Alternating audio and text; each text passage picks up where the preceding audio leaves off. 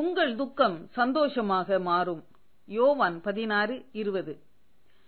மெய்யாகவே மெய்யாகவே நான் உங்களுக்கு சொல்லுகிறேன், நீங்கள் அழுது புலம்புவீர்கள், உலகமோ சந்தோஷப்படும். நீங்கள் துக்கப்படுவீர்கள், ஆனாலும் உங்கள் துக்கம் சந்தோஷமாக மாறும் என இயேசு கூறிவிட்டு, நமது துக்கம் எவ்விதத்தில் சந்தோஷமாக மாறும் என ஒரு உதாரணத்தையும் கூறுகிறார்.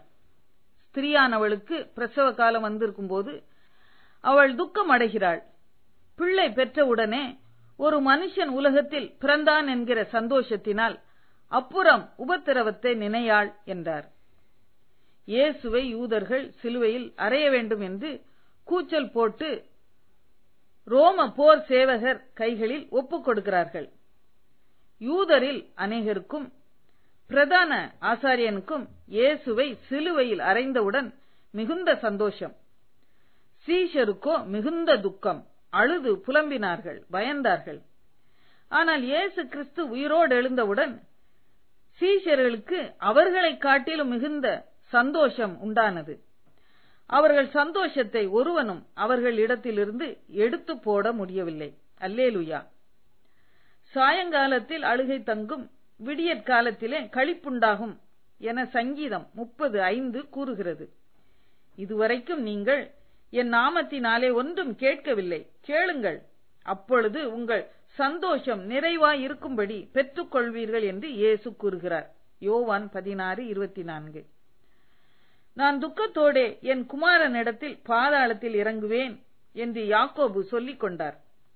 ஆனாலும் யோசேப்பு உயிரோடு இருக்கிறான் என்று கேள்விப்பட்ட போது, யோசேப்பு இன்னும் உயிரோடு இருக்கிறானே, இது போதும், நான் போய் அவனை பார்ப்பேன் என்று சந்தோஷத்தோடு எகிப்திற்கு புறப்பட்டு போனார்.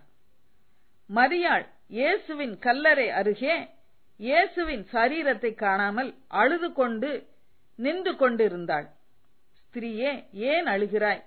யாரை தேடுகிறாய் என்று உயிர்த்தெழுந்த இயேசு தம்மை அவளுக்கு வெளிப்படுத்தின போது அழுது கொண்டிருந்த அவள் ரபூனி என கூறி மிகுந்த சந்தோஷம் அடைந்தாள்.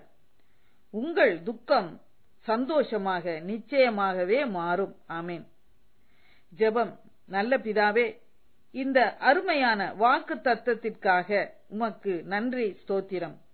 என் வாழ்விலும் அப்படியே செய்யும். ஆமேன்.